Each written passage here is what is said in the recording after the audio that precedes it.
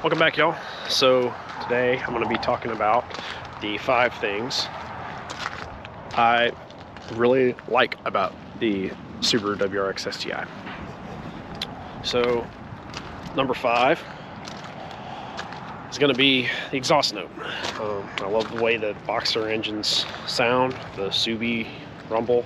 I don't really have that kind of at the moment because I'm still running the stock catback, but this is one of those things I do enjoy.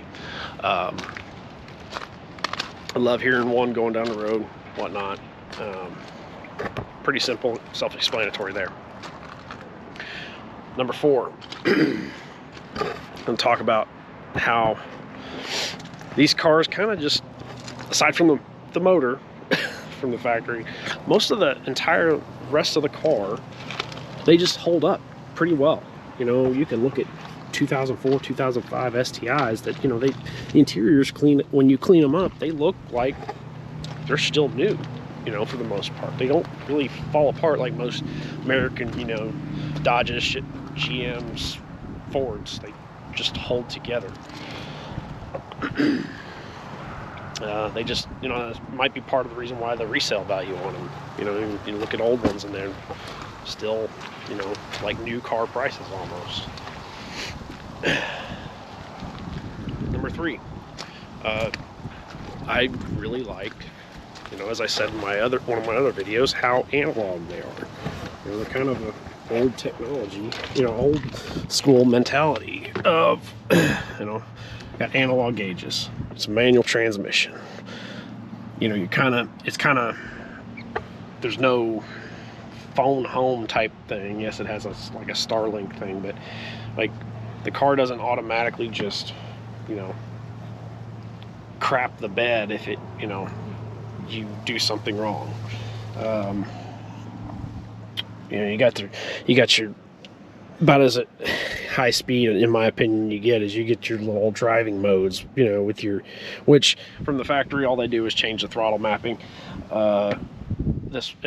Mine's set now for, you know, not only throttle mapping but also different boost modes, that type of stuff. But, you know, it's user controlled. I really like that. That's how I kind of, the cars I grew up in, and I just like that ability. I don't like things being done for me. So, you know, how analog it is. Number 3. Number 2. So, while the motor is, you know, the known weak link of these cars from the factory, there's also, you know, the motor has essentially not changed since 2004 that much, aside from adding electronic throttle versus cable, and then also the exhaust cam being variable. Nothing else has really changed that much. So there's pretty much a recipe out there for everything. If you want to go a certain way with how you modify it, someone's already done it. Many people have already done it. How to work on these, you know, someone's already done just about everything you can do to these.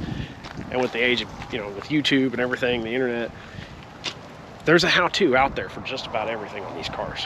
You know, the chassis stuff maybe, you know, is not as new because the VA's only been out since 15, but the engine itself and the transmission has essentially not changed since 2004.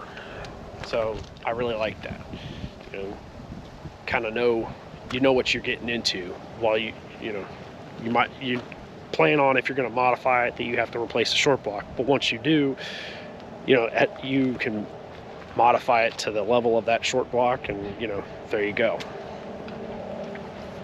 And probably, again, I said this in the other video, but my number 1 thing that I just love about these cars is, well, it's a 4-door car that's small, nimble, with a great all-wheel drive that, you know, is kind of a do-all type car to me, that I could take it anywhere. I've had one, my previous one, my WRX, I went deer hunting with it. I drug deer out of the woods with it, you know.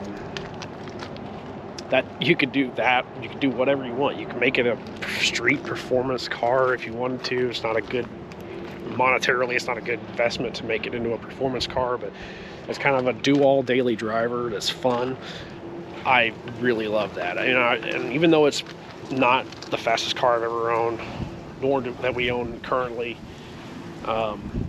it's still one of my favorite cars to drive, because it's just, you can, you don't have to worry about, am I going to spin out, or is it going to get traction? It pretty much is going to get traction just about all kinds of weather.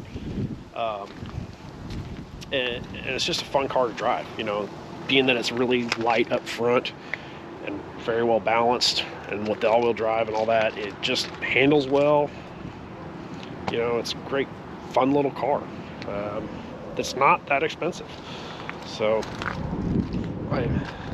not much else to say about it. I just really, when we bought it, I didn't plan on this being like a car I would keep. It was just kind of an interim car, but I don't really see a reason to get rid of it anymore. Now that I took care of the one major downfall, the short block, it's kind of like, well, why get rid of it? It's gonna last for, hopefully another 100,000 miles easy before I have to do any more real major maintenance on it. So, why not? Anyway, bottom line of this video and the other ones, am I glad we got this? Yes and no. Yeah, we do a lot of work. This put us in a little bit of a financial bind when the short block went out. Wasn't expecting it, and it came at a time when we need another vehicle, and so we were having to having a daily drive the 20-year-old Lightning a lot, and so it kind of put us in a bind there. But other than that, yeah, I'm glad we got it, and I enjoy it. Every day I drive it, so there you go. I guess there's more. That's pretty much all there is to say about it. So until next time, we'll talk to y'all later.